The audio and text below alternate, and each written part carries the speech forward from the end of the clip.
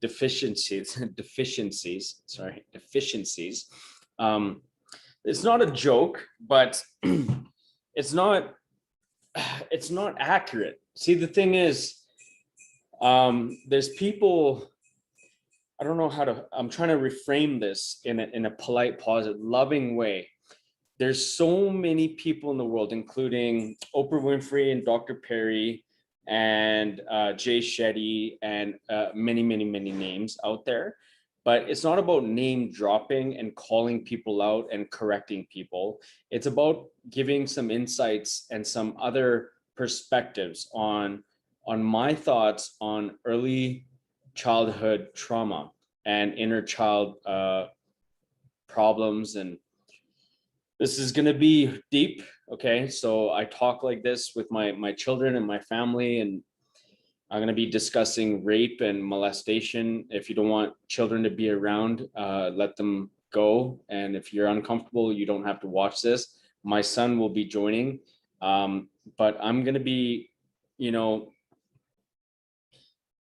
not contradicting, but I want to talk about this. Okay, so for example, this is the discussion. There's people out there saying, between the ages of 0 and 6 years old, you have to develop the mind of a child, which I firmly believe in.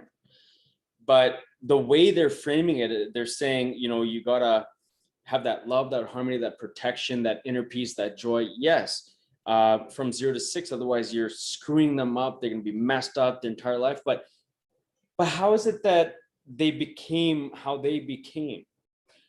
The people who have been suffering, the people who have been raped and molested and homeless, the children that have gone through turmoil, pain, and suffering in life, and now that they're adults, how have they converted their lives to where they are today?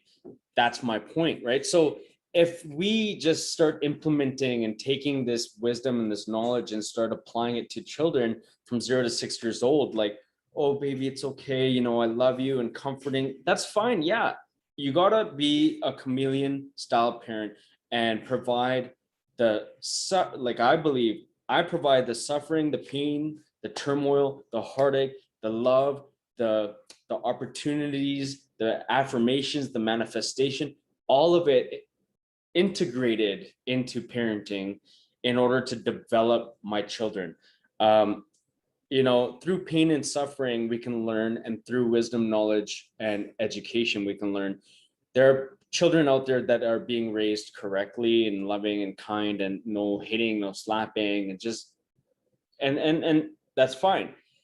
But when you see that being reciprocated into the world, you see them being babyish, childish, not fully developed, not mindful and aware. They're not paying attention. Like, for example, I'm taking him to soccer, and you can see the parenting and the children, and you can see, how it has caused and affected the 6-year-old, the 5-year-old, the 7-year-old. So what I'm just trying to say is, it's not necessarily true that you have to baby your children and comfort and love them. Sometimes it is okay to put your child through that discomfort. You got to teach them through the lessons we've learned growing up as a child, through our lessons and pain and suffering, through the love and wisdom, and implement it early on in conjunction with our parenting, because then they will know the difference, how to perceive. There's different ways to observe and absorb life. There's different teachings I give my son where I say, observe, but don't absorb. And there's times I say, what I'm teaching you right now, what I'm doing for you right now, I want you to observe and absorb. The difference is you can observe, right, and not want to obtain those traits. Say from your parents, they're arguing and fighting and yelling. Observe. and decipher how you want to be a better version of yourself, a better version of your own parents, be a better version in life, and not absorb. Okay, so I teach him through the pain and suffering. But then when there's discipline, when you're cooking and cleaning, learning how to make breakfast for yourself, taking care of your sister, changing her diaper, giving her a bath, being a wise spiritual being at this age, developing a mindset of a 15-year-old into a 1, 2, 3, 4, 5, 6, 7-year-old kid, you have to say, observe and absorb what I'm teaching you. And that's how you can unfold this brilliance in children. What are your thoughts? My thoughts are like, kind of like, today, my dad, he took me to soccer. We were all getting ready, prepared. I put my jersey on and everything. And I saw so many kids, all the kids, also every single group, every single group of them, also my team, they were all messing around except me. And because I told you not to be a follower, be a leader. Yeah. Right? Be a leader. Don't copy people. Be a leader and guide them. Okay. So it's okay. They're there to have fun. They're there, some parents just enroll them to, see how they like it and stuff like that. That's okay. Parents who don't want their kid to be disciplined, that's okay. It's not about that. It's basically what I'm trying to explain in this talk is I'm watching podcasts and documentaries and all these lectures and professors talking about trauma. They've been traumatized growing up. They dealt with it. They've helped so many people out there starting to understand about PTSD, confidence, and becoming self-aware, and the childhood, inner child problems. And I have a different approach to that. I get that, yes, we've all gone through our suffering, but I'm not gonna not allow you to go through some suffering. I'm gonna allow it. And then I'm gonna coach you, mentor you, teach you, develop your mind. So in fact, I actually want to say that now it's not there's no limitation to 0 to 6 years old. The paradigms aren't stuck with you, and you don't frame who you're gonna be from that limitation. You can actually reprogram your mind at any freaking age. An old dog can learn new tricks, and it is something that I do. I work on myself, other adults and children, and it is possible. We can fix it with the right help. And I know that these people have the best interests and are trying to help families that pick up their books and read their books so they understand how to raise children. But I'm saying, if your child is far gone and you don't know how to approach or help your own children the right way, and you're watching podcasts and listening to this and learning, don't beat yourself up. Have talks. Talk to your child like a grown-up, and sit there man to man, or father to daughter, or mother to daughter, or mother to son, and have a professional, mature, direct conversation, and build this confidence, this literacy, this dialogue, this mental programming into children at this age. Speak to them the way we watch podcasts, the dialogue, the language we listen to, we watch as adults. Speak to your kid the same way. Get them in front of the TV. It's okay. Like I've got him, I always say, do you want to learn through life now or through mistakes and failures that you're going to have to go through later, or do you want to learn through the past mistakes of other people, or learn quicker now, right? Or just, just keep making mistakes and learning on your own, which is good. But if you can fix it now. But he watches adult content since who knows, because my mindset was everyone in my family was limiting their belief system and putting it on children. They put it on me, they put it on my children, they put it on their children, they put it on other family members. And they always say, oh, well, no, people say, oh, they're too young for that. He's 8 months old. Oh, what's 0 to 8 months? Let's get 0 to 8 month toy, or 0 to 8 months clothes, or, let's watch this TV show or this. I always call bullshit on that. And I always say that,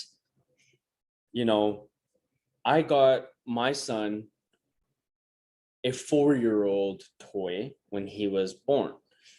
And I didn't put any limitations, so when my spouse would say, let's get this toy, it's around his age, I said, no, let's get that toy, it's more advanced than his age. Do you want your son to be limited? Limited? Is that even a word? Maybe. It doesn't exist. Limited. Or do you want our child to be advanced? Do you want him to understand that there are no limitations?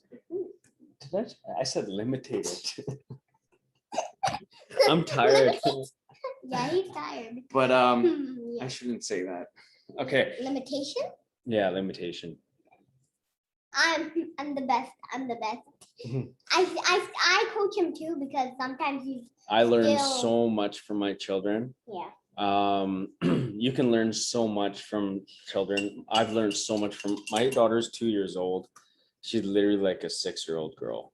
The way she talks, the way she dresses herself since last year, the middle of last year, she's been dressing herself, showering herself, brushing her own teeth, pouring her own milk, asking for her own coffee. My kids drink coffee. That's another paradigm. People, right now I'm just drinking coffee. People think the majority of the world say, oh, it's good, you better not drink coffee, or oh, you don't drink coffee, good, stay away from. Why are you saying that? Like, where did that come from in your mind? What knowledge, what doctor taught you that, or what parenting did you go through to follow these programs? And we're programmed, and we're speaking these programs over and over and over again. Like, my gosh. Is it like they're What's wrong with coffee? Coffee, nothing's wrong with coffee. It's just coffee seeds. Just coffee seeds. Coffee beans. Yeah. I mean, it's just crazy the way people put limitations just because of their programs. It's crazy. Yeah, like also my auntie, she says, okay, she said, I just say, hey, could I have some coffee? And she says, and no, she just says, why? Do you drink it? And I say, yeah, I drink it. And like, she's just like, no, stay away from coffee. That's not good. And she said, having too much coffee beans is not good for you. Okay, so then I challenge and I say, do you ask her? Ask her why, right? Speak up. Yeah, and I say like, why? Why can't I have coffee? You know what they say? Oh, because it's bad. Mm-hmm. It stunts your growth. It'll mess around with the development of a child. But then I'm not ever rude or biased, or I'm not egotistic when I ask questions or I say the truth. So like, I'll ask, I'm like, it's not a bad comparison, but I'll say, okay, so well, let's compare apples to apples. Okay. My son and your son, or your kid and my kid, and one doesn't drink coffee, that you say that's good, coffee's bad. Okay. And then look at the progression of your child. And then on the flip side, like, and I just give it an analogy. Yeah. But I don't want to hurt anybody, but it comes across because the truth can hurt people. but I'm just basically trying to prove, because proof is in the pudding, but they don't want to hear the truth, right? But it's, how else can you come across honest, but when they have confrontation in their soul, you can't change that, and they frown upon you as if you're defiant, you have confrontation. That's the dilemma Yeah, there. That's crazy. They're like, It's all good. It's all good, but the government. So anyways, it's society, it's everything, it's programming, they program it. They program everything. Okay, hold on, let's get our facts straight. Yeah. So when we are talking about the truth, you want to call out fact for fact. So I ask, okay, so that's fine, look, I don't want to come across in the wrong way, right? Yeah. Like, what's another analogy? If someone says, I'll be back. mm-hmm. You can think while you're on the video. Yeah. And then I can edit out what I need to edit out. If, let's say, somebody says books are the only way to gain knowledge and wisdom and become smart and intelligent, but I'm gonna admit right now, I don't want to be, and I want to be always a beginner and a student of life and learning and being around people who I can grow from, and not portray myself as being the best. And if I talk about something, if I come across a certain way, it doesn't mean I'm being egotistic or I'm what most people look, with people who have a strong personality and speak with conviction, they automatically assume that they're not humble and they're egotistic just because of the way they perceive me, for example. But luckily enough, I love my clients, and they don't see that in me, because they just want to see in themselves the unfolding, right? Because I'm constantly changing and unfolding myself. But okay, for example, books, there could be another kid that doesn't read any books, and you could see the advancement and the knowledge and wisdom in life in that kid. There's kids that are book smarts, and there's kids that are street smarts.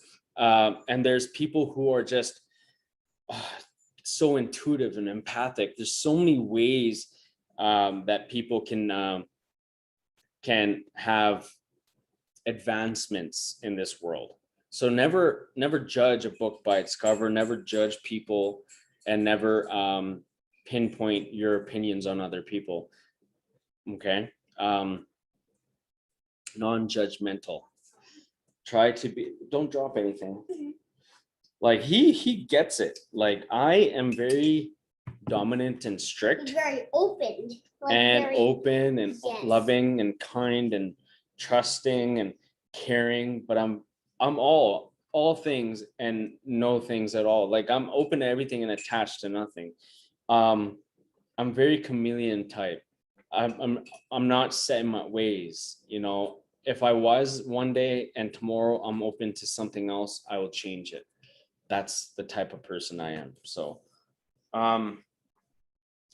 so the whole thing about this video is basically, I don't think that you can limit a child from the ages 0 to 7. I think if your kid is still 7 or beyond 7, you still have hope, and you can still reprogram his subconscious mind or her subconscious mind, and there's a lot of hope. Don't believe in these videos and look at it with such a belief, like, oh my god, Oprah is saying that, Dr. so-and-so is saying that, oh my god, this is on the Jay Shetty podcast, it must be true. And just because someone is so humble enough not to contradict, because I never hear a contradiction to people, they're always humble and loving, which is fine, and I am too. But if I want to ask a question, be like, well, Oprah, for example, I'm going to say, like, what if, for example, you've gone through so much trauma beyond the age of 7, and now you're writing a book, co-authoring in a book saying that it's very important to program a mind from 0 to 7. That contradicts success. You can't limit success based on 0 to 7 years old. So get that through your head right now, that you're not limited to what you are today. Keep reprogramming your mind tomorrow and the day after and the day after. Yes. So for example, today, or when you turn 7, Yeah. you're not gonna, just You're not because gonna you watch TikToks and all these YouTube videos, Yes. that's not your limitation. Yes, I kind of watched it. I'm like, yeah, I want you to be watching podcasts every day like I do, or some documentaries every day, Yeah. to keep putting in your mind, to frame your mind at this age. And so it becomes who you're. No, you're unfolding. Life is unfolding. You're going to keep continuing to become something. So don't worry, don't stress, just keep developing your mind every day. Don't get stuck on all these TikToks and distractions every day of your life. You know what I mean? Whenever I wake up, I don't go on TikToks. You do. No. Not right away. No, not right away. But I wake up, and when I go in my sister's room, I want to give her a kiss and everything. And when I just come upstairs, I see her like laying down on her bed, iPad close to her eyes, watching TikToks. And I'm like, Anya, no. And I just take away the iPad, and she screams, and I say, okay, fine.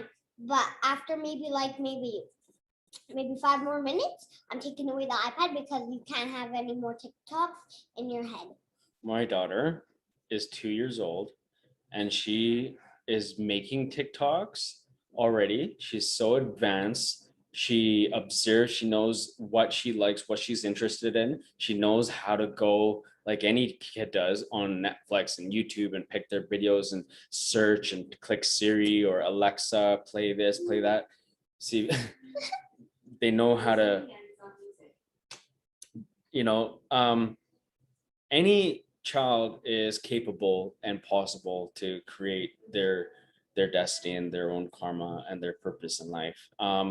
And no one should frown upon a kid being stuck on TikTok. And I also,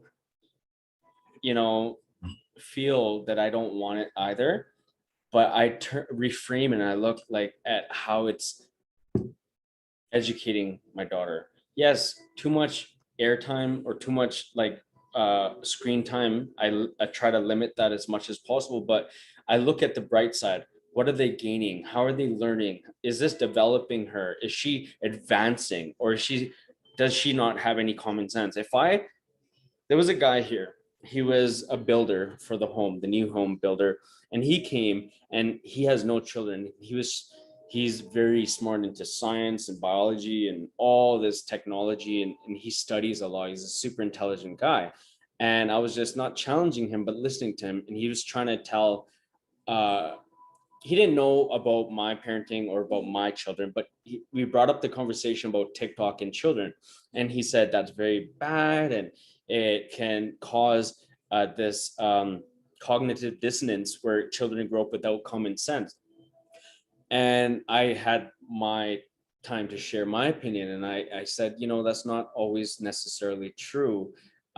Some children have a lot of common sense, and it doesn't hinder their common sense when they're on TikTok. It depends on how they're using it as a tool, as a resource. If they're allowing that device or TikTok to control and dictate their life, then that's a problem. But if they wake up, they're mindful, they know what they want to eat, they know what they want to drink, they have a total common sense, they're not babyish. She knows how to, my daughter changes her own pull-ups, her own diapers. Now she's in pull-ups. She does all that. I'm proud of her. Yes, she still pees and uses the pull-up, but I'm still super proud of her that she knows how to change herself, wipe herself, put lotion on herself, shower herself, brush her own teeth. That's all progress. She knows how to. Whenever I wake up, she just says, "Oh, Baba, come." But she's so loving and kind, and all children in the world have so much possibility. Today, while we were at on the field, there were children dangling their hands and like awkward and going like this and playing. And when I started to coach and mentor and guide and discipline them and be hardcore with them and uplift them. So I sabotage and uplift. So sabotage doesn't have to be like, fuck you, you suck. No, sabotage is like, you could be better than that. Come on, let go of your arms, stop doing that, or I'm going to make you do push-ups, right? And then you shock their brainwave, and then you say, okay, great, you're doing awesome. See how much better you're doing? Oh my God, come on, you got it. Those are your opponents. Show them what you got. As soon as I started to do that, they were performing at the peak performance at where they didn't see themselves doing before. And their parents were just impressed. Yeah. From within a span of 10-minute exercises, from their children going like this and being all passive and, dilly daddling, to performance and hustling and bustling and doing push-ups. And I was like, okay, don't kick with your toes, or you're going to do push-ups. Okay, who's going to do 5 push-ups? Come on. And then the other children were kind of challenging each other, and I leveraged the challenge to empower other children, and it was impressive. And people notice that, and we want to share with the world, right? We don't want to just be the only ones advancing, growing, and leading. Look, Yeah. I share everything, and I want people to understand that that's what guided intelligence is all about, is sharing the knowledge, wisdom, and information, leveraging everything that we can, not just trying to keep programs and teachings and certain costs and prices for yourself, for your own personal gains. Look, if I purchased a program, I'm sorry, Tony Robbins, if I purchase your program, I'm going to share it with the world. I'm going to give it for free. I'm sorry. And that's what I'm going to do with Mind Valley. That's what I'm going to do with Guided Intelligence. That's what I expect everybody to do. If one person buys my program and wants to share it with the world for free, share it with the world for free. And that's what's going to change. And that's what we're going to do. Yes, let's keep making the money, but let's keep giving away and letting the world be in harmony and unison. And that's the whole conscious awareness and the development that we want to express. If we want to, what we want to see in the world, the change we want to see in the world, and the way we see ourselves changed in the world is the way the world is going to perceive us, and we're going to reciprocate what the world wants to see in us and what we want to see out of the world. It's like a paradox.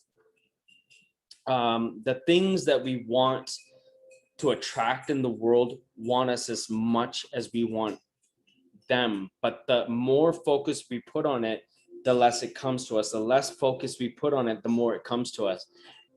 It's all about balance. We need to bring peace and harmony and love and balance into our lives on a day-to-day basis.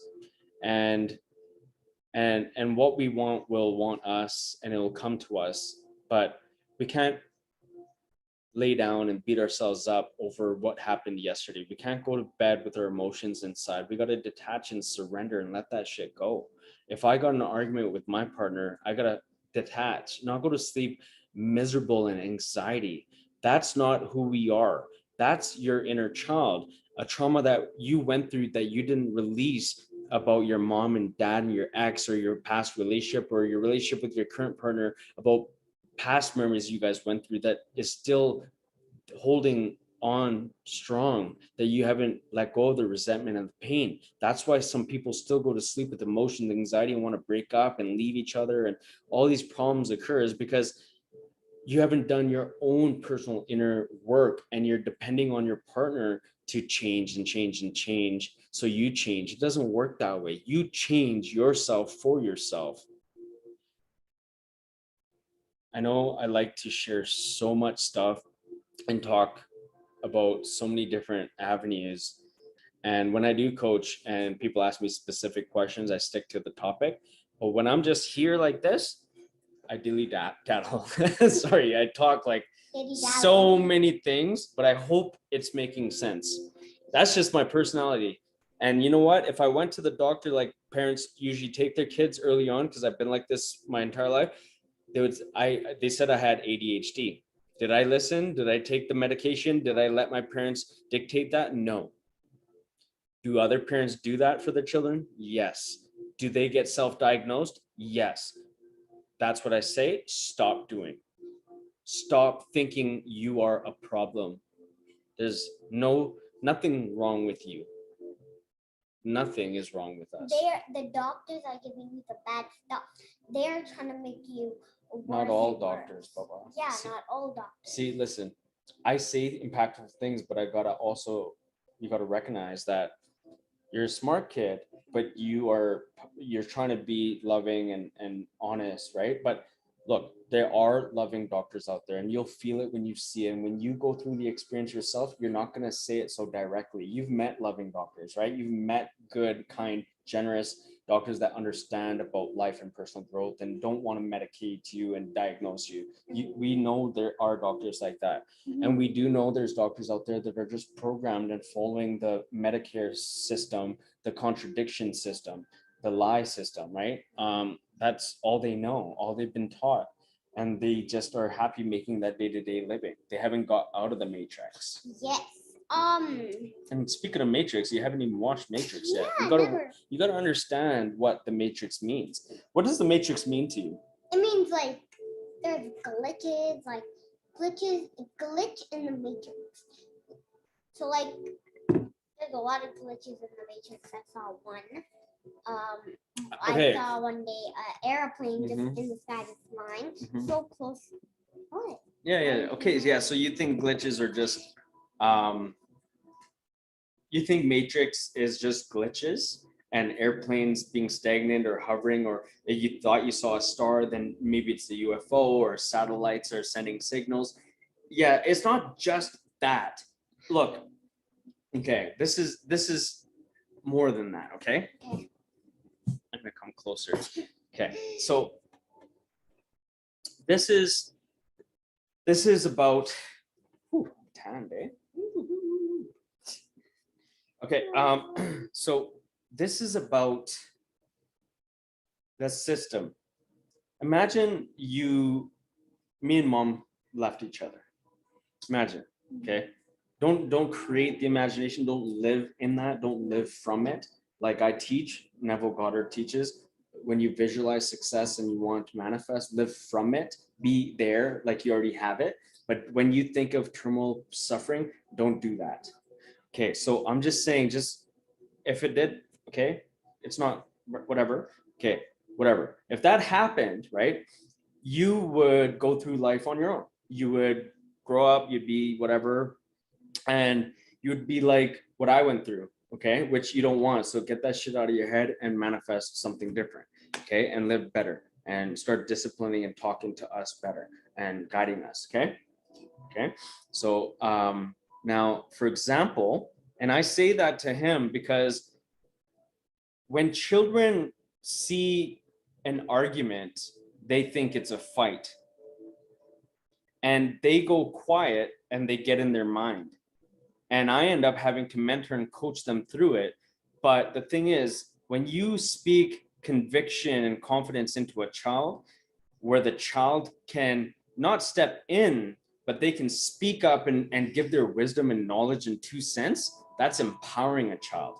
And that's what I'm telling him to do, okay? I'm not trying to tell him that we're deficient in some type of way and he has to give us wisdom every day. That's not always the case because I would not allow you to dictate always, right? But I do let him dictate sometimes. What was I saying? You were saying that like About the Matrix? no, you're saying if a kid gets in if parents get in an argument and kids see that they go in their mind, and you have to coach them out of it. Right. But I spoke about that briefly. I was just wanting to get that mindset out there. That I'm done with that. But what I'm saying is basically about the Matrix. The Matrix, Baba, is not just what you think it is. It's so much more than what I even believe that it can be. And you have to learn every day, watch personal growth and do inner growth. Personal growth to me, see, I'm going off it, but I'll come back to the topic again, but I need to get this out there to you guys. Personal growth to me is not what most people think.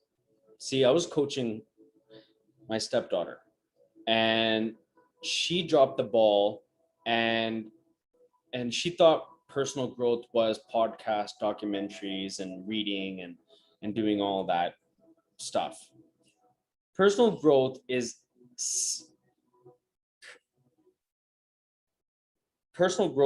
inner growth. Inner spirit. Okay. So you have to do your inner growth, which is self-reflection, self-identity, self-image, self-love, self-respect, correcting things, changing. You got to love yourself, forgive yourself. You got to ask yourself how you feel.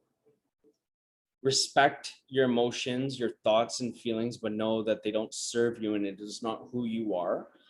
Connect to your spirit. That's inner work, right? That's personal growth, inner work. Now, external work is like personal growth, like podcasts, documentaries, reading books, writing journals, and watching from stories and lectures and getting wisdom. But if you are so far gone and you have PTSD, anxiety, stress, depression, and self-sabotage, external personal growth is not going to do shit for you. Yeah. You have to do self-reflection work. Okay, so now getting back to the matrix, it's bigger than that.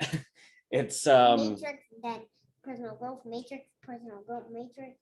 So it's your teachers that whatever they say to you, teach you, talk to you, told you, how they influenced you.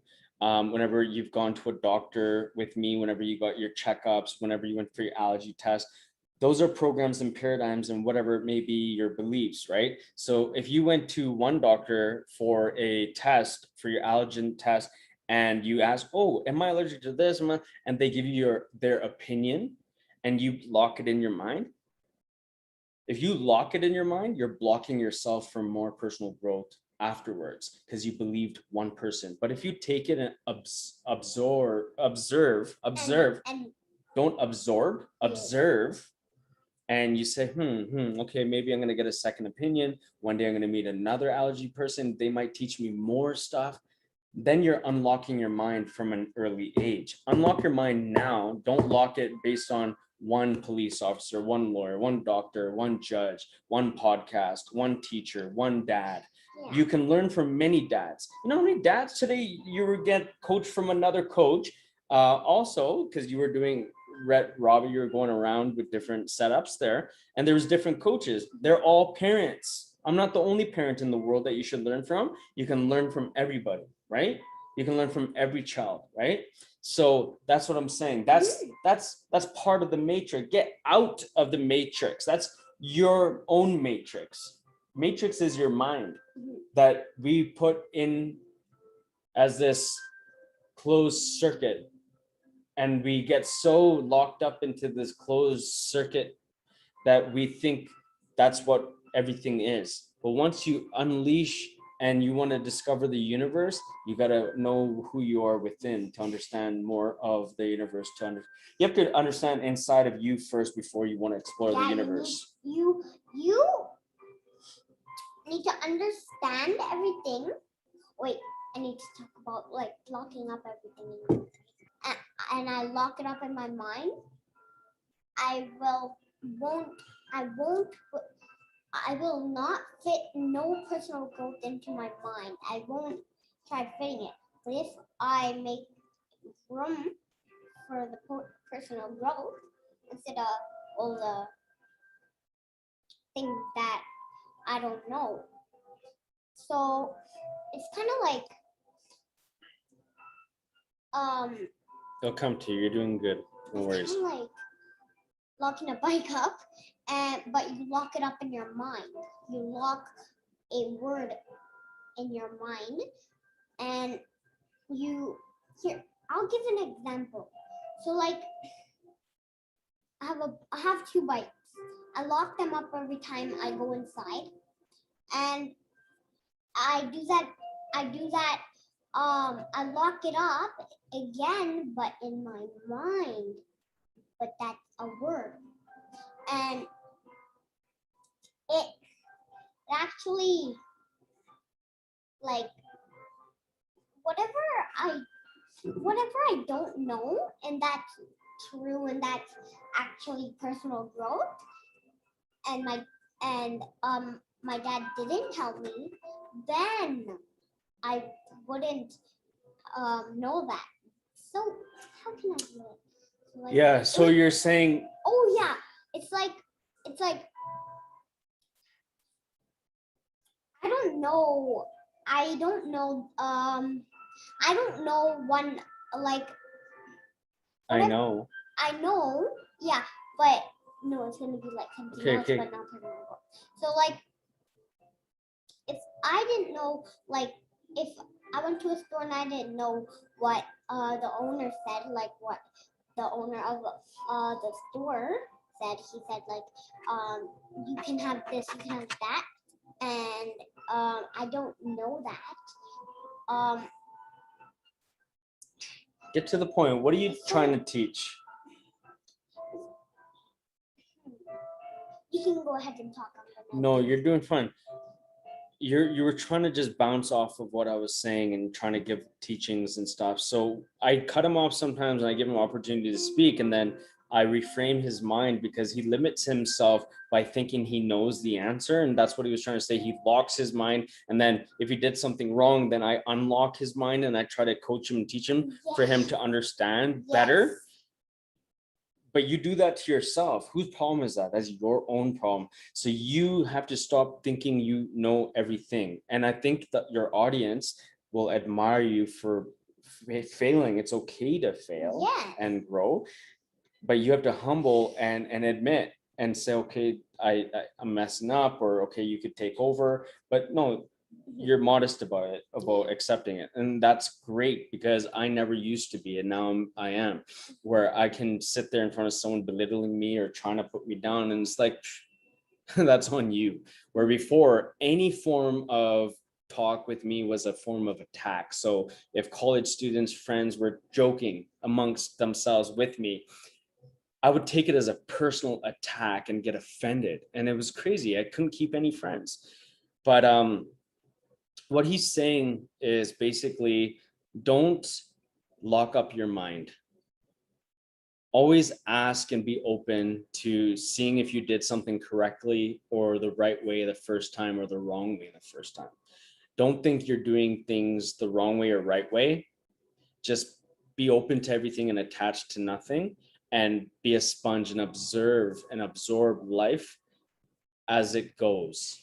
But don't lock it in too much where it becomes a paradigm and you're stuck with one emotional feeling and one emotional thought or a personal internal dialogue your entire life. Always look for expansion and growth. Always figure out and challenge yourself. Was I right? Was I wrong? If he's gonna watch something and pause and be like, no, my dad taught me something already, I already know, that's locking your mind. That's bad. Like, for example, on the field, you were there and the coach saw that your shin pads were on the outside of your socks. And you're like, oh, my dad, he's a coach and he's the best and he knows, and that's right. And when she told me, I'm like, no, that's wrong. It's supposed to be underneath. She's like, I know. But when I told you, you had to correct that. So now, next time when someone tells you something else, don't just right away believe you're wrong or you're right. Just observe and look at it for a second and look at everybody else and just observe, and then decide, well, you know what, be like, you know what, whatever, I'm different today, I want to have my shin cards outside. Or be like, yeah, you're right, everyone is wearing it that way, but I don't want to change it now, I'm just going to keep it like this and just accept it. But don't be like, I'm right, and be in denial. That's being naive. When you're so naive and ignorant, then you become so egotistical and so away from wanting to grow and expand your mind. And it will take years for me to work with that type of person. And that's why I'm in a almost 10-year long relationship. No point intended. I was like, so what he's trying to say Is life is a work in progress. Yeah. Don't sabotage everything every day. Just go through everything and keep releasing and correcting and trying to become better. I'm gonna post. This is gonna be on your YouTube channel, or I can put it on mine too. But Yeah, we can put it on both of ours if you can do that. but I know we were kind of all over the place, but who cares? Yeah, who cares? And the thing, when people point things out, they tend to focus on that. So I said, oh, we're all over the place. So then there's gonna be a crowd of people that are judging and looking at, yeah, they're all over the place, blah, blah, blah, critics. Yeah. And then there's people like, no, this was great. That's fine. We understand your personality or that, whatever. Like, we don't think like that. Those are those type of people, right? That's fine. That's good. So really, I have no place and time for fucking judgment. So I don't care what people think. And, if you live your life based on the crowd and what other people think, that's not good. Just keep growing based on how you feel and think about yourself. And, if you have followers for that, good. You have people who boo you for that, fine. Who cares? And I used to allow that to dictate how I felt inside, and it got me starting to overthink how I'm gonna put things. I don't care anymore now. But if you want to talk more, you can. I want to do. I'm pretty good. End Okay, it. You can end it. Yes, but don't end it yet. Okay. But so I want you to go on my channel, and you can find my dances. I just maybe have 3 or 4 videos of me dancing, but you can go search me. I can do one more video right now of me dancing, maybe like there with my dad. He's a performer. He loves that, which is. I can do like robot kind of one. I love like, that. I push like him to do that. That's fine. That's great. But don't just chase likes. And if you get 1 like or no likes or million likes, I don't. it should not It make should an not effect. affect you. Yeah. Yeah. I'm not trying to make videos to get likes, to make money, to do everything. That's great. All the other YouTubers, Nothing's wrong with that. Yeah, nothing's wrong with that. But I don't want to like chase likes. I just want to make videos because that's my personality. And like, yeah. So you can see my channel, go on each video that you want, see my dances, and yeah. So you can comment down below. Go to www.guidedintelligence.me, and then I haven't made a name. I mean, no, it's Arnav's channels. Yes, you can visit me Arnav's channels, and yeah. So comment down below, hit the bell, and I hope you give 5 million likes. If you don't, that's fine. And I hope you have a nice day, and God bless you. Bye. Bye.